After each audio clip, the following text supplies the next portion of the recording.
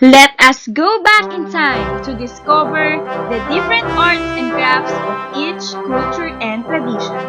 This is the episode 2 of Art Wonderland with Ma'am Ivy and Bonky.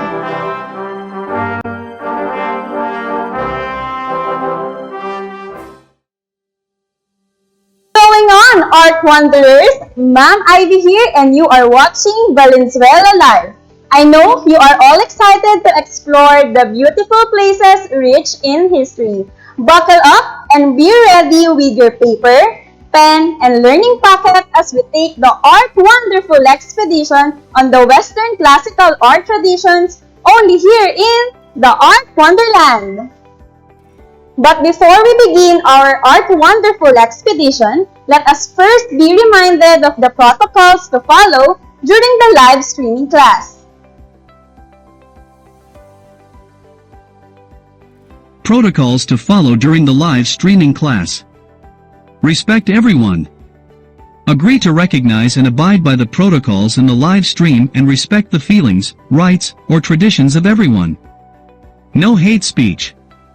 Do not express or discourage violence towards a person or group based on something such as race, religion, sex, or sexual orientation. Be guided with the anti-cyberbullying law. Make sure that everyone feels safe. Bullying of any kind isn't allowed, and degrading comments about things such as race, religion, culture, sexual orientation, gender, or identity will not be tolerated. No promotion of products or items. Give more to this group than you take. Selling of products, self-promotion, spam, and irrelevant links aren't allowed. Use appropriate words in giving suggestions, comments, and queries. We're all in this together to create a welcoming environment. Let's treat everyone with respect. Healthy debates are natural, but kindness is required. After the FB live streaming, attend follow-up discussion in the different platforms provided by your subject teachers such as Messenger, Google Classroom, Google Meet, or MS Teams. Maximize the features of the different platforms to deepen your understanding of the competencies with the help of your subject teachers. I hope everyone will be guided by the protocols for us to maintain order during our session. At the end of our Art Wonderful expedition, you are expected to analyze art elements and principles in the production of work following the style of a Western and classical art. Identify distinct characteristics of arts during the different art periods. Identify representative artists from various art periods. Reflect on and derives the mood, idea, or message from selected artworks. Discuss the use or function of artworks by evaluating their utilization and combination of art elements and principles. Use artworks to derive the traditions or history of an art period. And compare the characteristics of artworks produced in the different art periods. But before we go, I would like you to meet our travel buddy in this Art Wonderful expedition. Hey Bonky, where are you? What's up Art Wanderers, it's me Bunky. I will be your tour guide and I will help you in accomplishing different tasks in our Art Wonderful expedition. Your first task today is to review and identify what era is being described based on our discussion in episode 1 of Paintings in Western Classical Art. I will give you 10 seconds for each item. Number 1. Adopt the styles of painting from Greek and Rome but they use Christian subjects instead.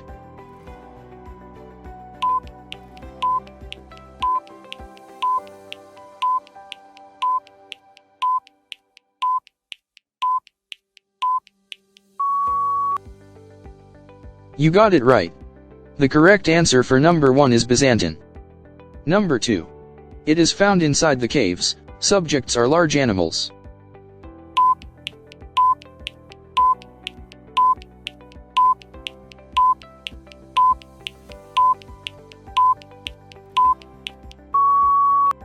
Yes, very good. The correct answer is from the prehistoric era. Number 3. Subjects usually depict popular legends and love stories, patterns.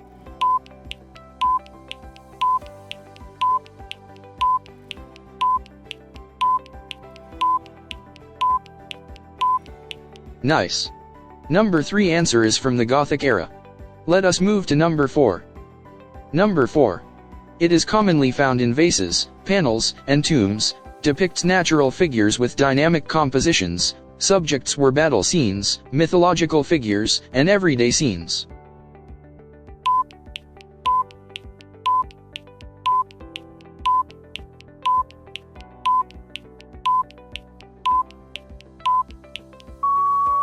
You are doing great.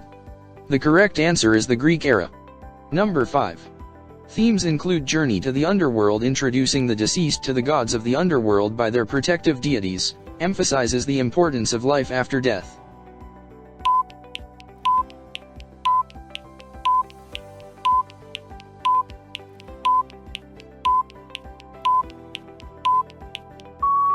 Impressive. That is from the Egyptian era. Well done, Art Wanderers. It is nice to know that you still remember our previous lesson. Back to you, Ma'am Ivy. Thank you, Bonky, for that art wonderful task. Now, let us see what you know about the Western classical art traditions by having your second task entitled Classifying Sculptures and Architectures. In this activity, you will classify the different artworks or pictures based on the period or era they belong. You can write your answers in your notebook or you may write it in the comment box to participate. Take it away, Bonky! Number 1. Resurrection of the Virgin.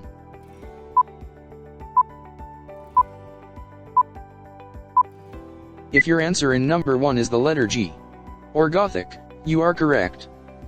Number 2. Bust of Queen Nefertiti.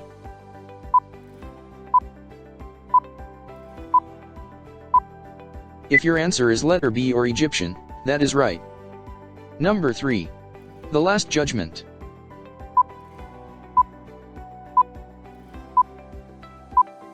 If your answer is letter F or Romanesque, you are also right.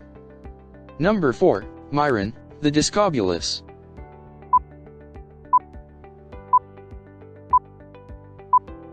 If your answer is letter C or Greek, you are doing great. Number 5. Menhir.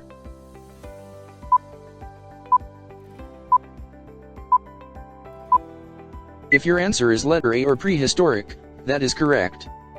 Number 6. The Colosseum.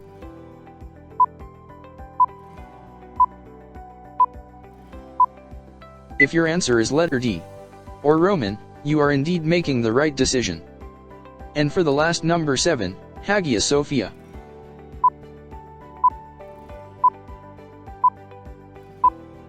If your answer is letter E or Byzantine, you are certainly correct.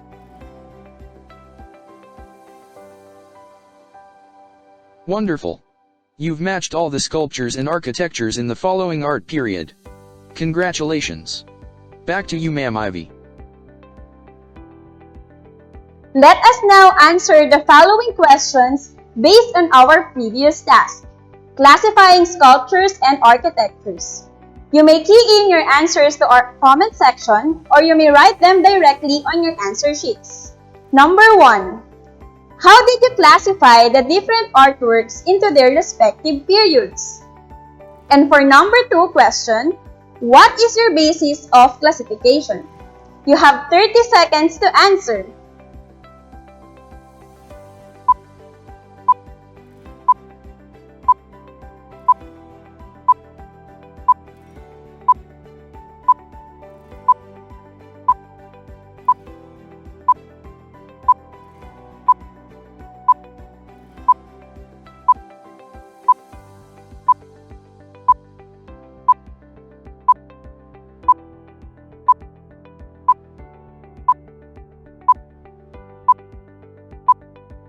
Wow! That is a good way of having a basis for classifying artworks based on their period. Good job!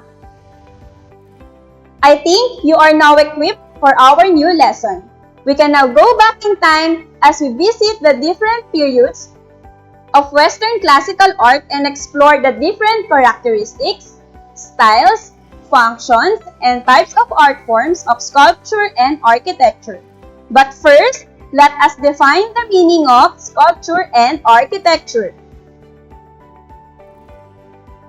Sculpture is the art of making 2- or 3-dimensional representative or abstract forms, especially by carving stone or wood or by casting metal or plaster. While architecture is the art and technique of designing and building, as distinguished from the skills associated with construction. Let us start with the sculptures from the ancient period. And under this era, we have the prehistoric and Egyptian era.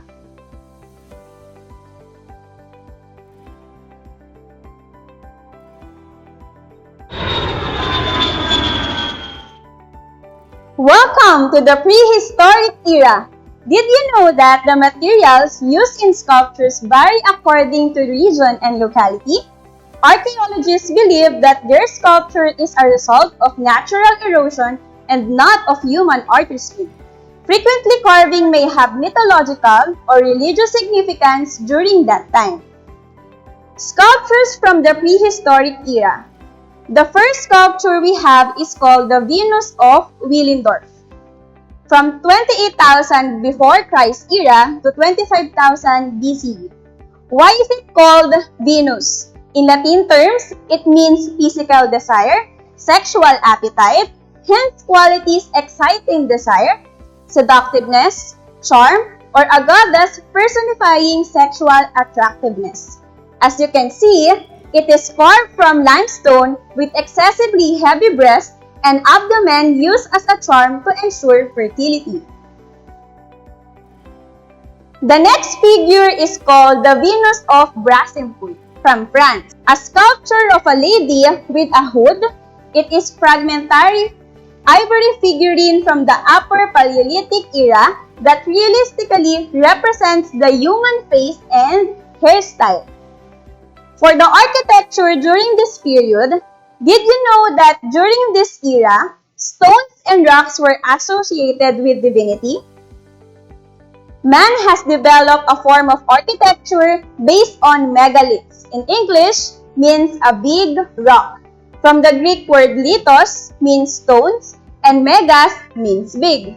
This architecture is made of huge standing stones block, which probably intended for burial.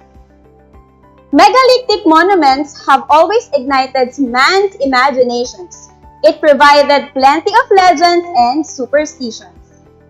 There are 3 main types of megalith stones. The first one is menhir, a huge stone standing vertically on the ground, usually standing in the middle of the field or arranged in rows. The second one is the dolmens. The word dolmen originated from the expression of taolmen, which means stone table. These structures are in the form of a table consisting of 2 huge standing stones supporting a horizontal giant stone. It is believed that it served as a grave or as an altar. The last one is the cromlech, a Bytonic word where chrome means bent or curved and elect means slab or flagstones. Literally, it is a circle of standing stones. This is the Stonehenge, the best preserved megalithic site in Europe.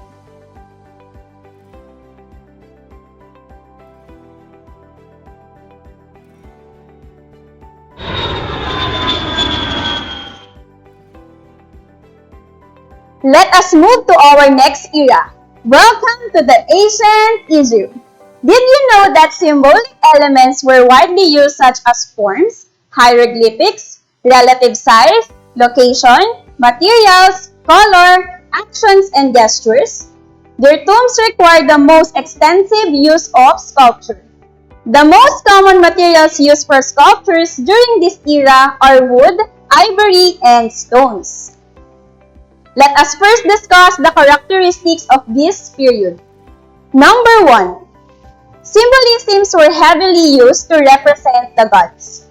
They were represented as a composite creature with animal heads on human bodies. What kind of animal? Examples are the snake or cobra, Anubis as black jackal or Thoth as a white baboon, Taweret was even a hybrid of hippo, crocodile, and a lioness. Number 2 characteristic is relief compositions were arranged in horizontal lines to record an event or represent an action. A relief is a small mounted sculpture in which the three-dimensional elements are raised from a flat base. Number 3, most of the times the gods were shown larger than the humans, the kings larger than their followers, and the dead larger than the living. You will see in their sculptures who are more powerful in terms of their sizes. Number 4, the empty spaces in the walls or sculptures were filled with figures or hieroglyphics. The Egyptian hieroglyphic script was one of the writing systems used by the ancient Egyptians to represent their language. In the ancient Egyptian language, hieroglyphics were called Medonetir, the gods' words, as it was believed that the writing was invention of the gods. Next is, all individual components were all brought to the plane of representation and laid out like writing. The next characteristic is the exterior walls and interior walls along with columns and piers were covered with hieroglyphics and pictorial frescoes and carvings painted in brilliant colors. Ornamentations were symbolic, including scarab or the sacred beetle, solar disk and vulture. Common motifs were palm leaves, buds, flower of lotus, and papyrus plants.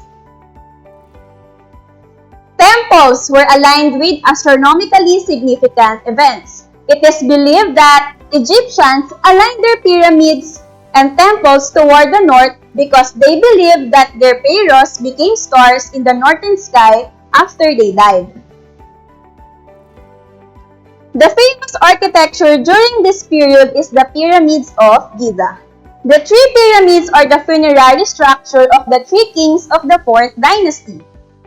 The first pyramid is the Khufu, which is the Great Pyramid was attributed to. Next is Kappa, which whom the pyramid next to the Great Pyramid is attributed.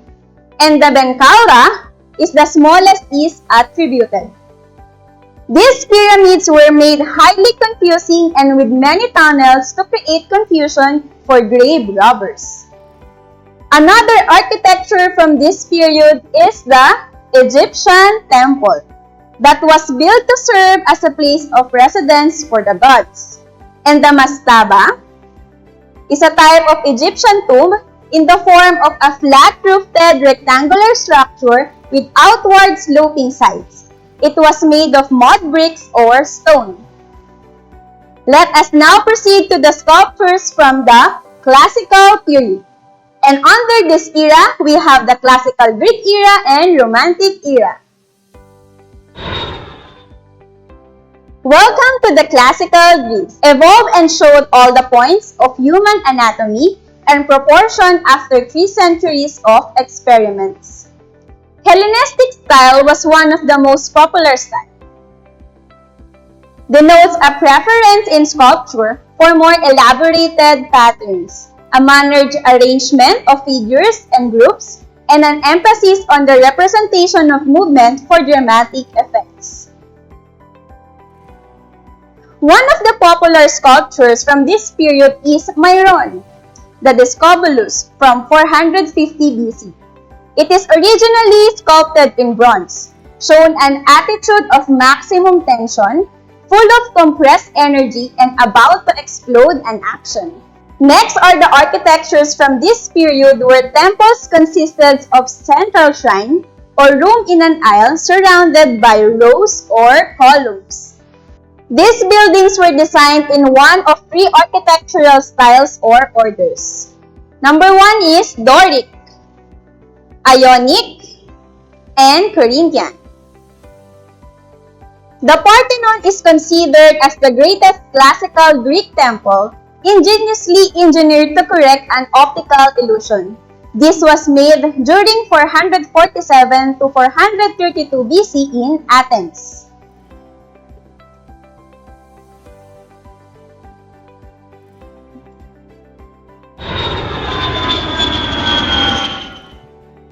Now let's go around Rome.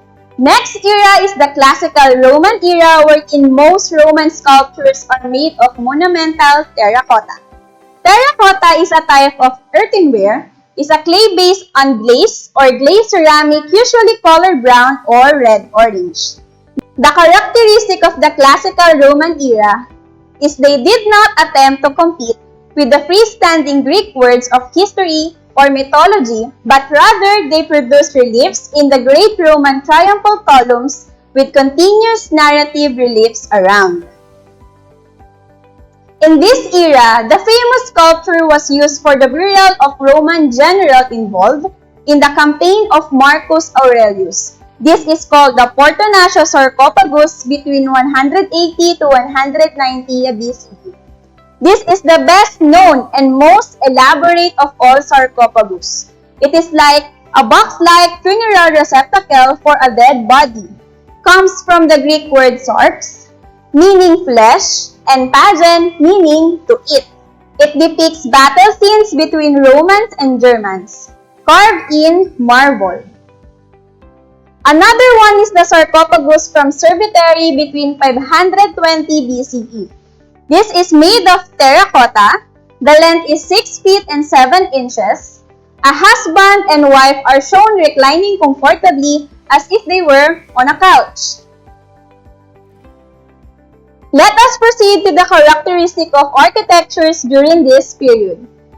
Romans built sturdy stone structures both for use and to perpetuate their glory.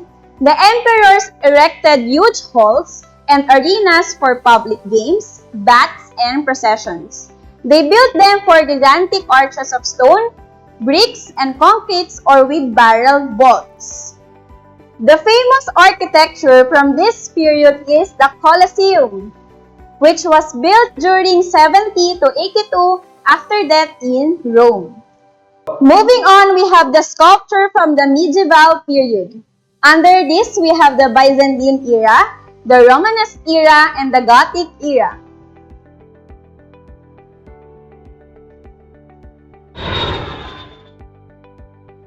Let us now visit the Byzantine Empire. The characteristics from this period are dominant themes are religious, everyday life scenes, and motifs from nature.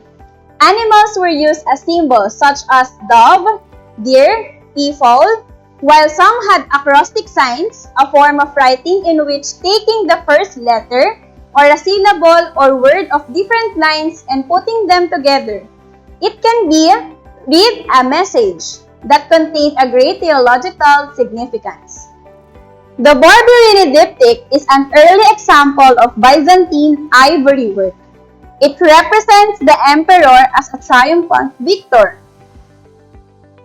While architectures from the Byzantine era have a lot in common with early Christian architecture. Mosaic decoration was perfected by the Byzantines, as was the use of clerestory to bring light in form of high windows. Byzantine's advancement in developing the dome created a new style in global architecture. Hagia Sophia, in English, meaning Holy Wisdom, is a famous architecture from this period. One of the biggest domes ever created with 108 feet in diameter, and because of its grand size, it can still be seen from miles away. It narrates how a magnificent construction transformed from being a church into a mosque and what is now known as the Hagia Sophia Museum.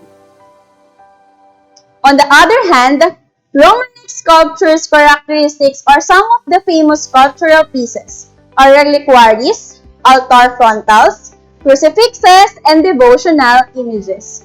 Small individual works of art were generally made of costly materials for royal and aristocratic patrons that were usually carried in the processions both inside and outside the churches. The Last Judgment was around 1130 CE, an architectural element within the arch or pediment of the West Portal Cathedral of Saint Lazare, Autun, Burgundy, France. The piece is made of stone and is often attributed to supposed sculptor named Gisclebertus. Romanesque architecture is the period of great building activities in Europe. Castles, churches, monasteries arose everywhere. This is the groin-vaulted keep of Worcester Cathedral that displayed solid masonry walls, rounded arches, and masonry vaults as the distinct characteristic from this period. Aside from that, the doorways of Romanesque churches are often grand sculptured portals. They also use wood or metal for the doors that are surrounded by elaborate stone sculptures arranged in zones to fit architectural elements. For our last destination, we have the Gothic era. This era has greater freedom of style. No longer lay closely against the wall but began to project outward. Figures were given their own attitudes instead of being set into patterns and are livelier and more realistic.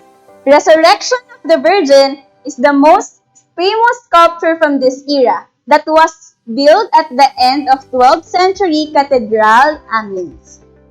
For the architectures of this period shows two distinct characteristics: pointed arc, which enabled builders to construct much higher ceiling vaults, and stone vaulting was born on a network of stone ribs supported by piers and clasted pillars. Here is the Cathedral of Chartres, best known as the Notre Dame Cathedral, that was built during 1145 to 1260. Its distinct characteristic is rich in architecture and design, with splendid stained glass windows and thousands of sculptured figures. And that's it! We are done with the sculptures and architectures from the ancient period. Hello art wanderers. It was an art wonderful time travel from the past. To check your knowledge, let us answer versus activity in your module. I challenge you to fill in the box with the characteristics and functions that would best describe the sculptures and architectures that we will choose in different era or period. Take note of this activity and submit your answers to your Mapeh teachers. Ma'am Ivy, back to you. Thank you, Bonky, for another art wonderful task. Remember that in every period that has passed, it leaves a remarkable contribution in the different forms of art that has shown a noticeable influence in the arts of the New World. From the early age to the medieval period, every art has very rich characteristics, serves specific functions in their beliefs, and becomes the key in understanding how the people in the ancient times lived. Quiz time! Let us now check your knowledge of the things that you have learned by answering the following questions.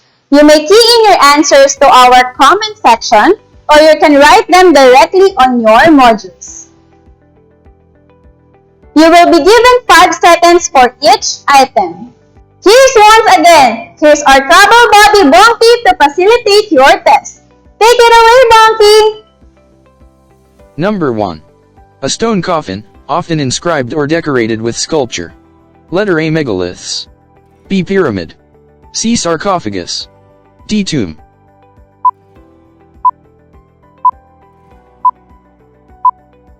The correct answer is the letter C. Sarcophagus. Number 2.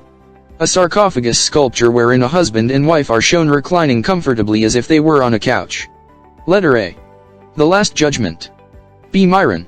C. Queen Nefertiti. D. Sarcophagus, from Cerveteri.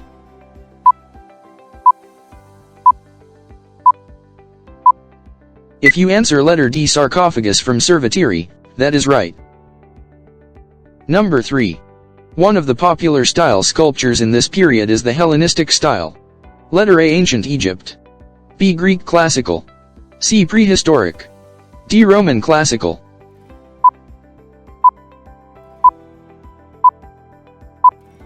If you answer the letter B. Greek Classical, you are also right.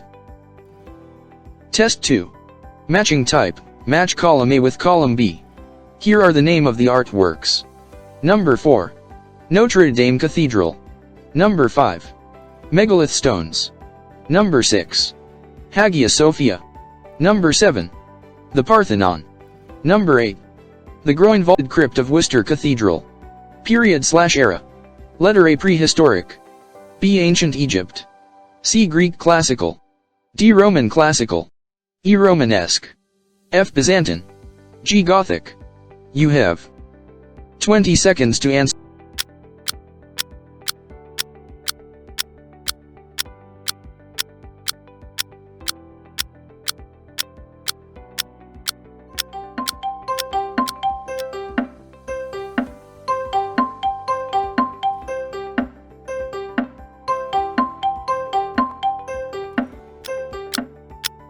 Here are the answers. Did you get all the answers correctly? Excellent job, Art Wanderers. Back to you, Ma'am Ivy. Thank you so much, Bonky, and great job, Art Wanderers! It was a long journey, right? I hope you do not have jet lag. Once again, this is Ma'am Ivy, your Wonder Art teacher, and always remember, we may have different art traditions based on our culture and beliefs, but these differences should not separate us. And remember to respect and be kind to others. Stay safe, everyone. Have a good day and see you on our next tour.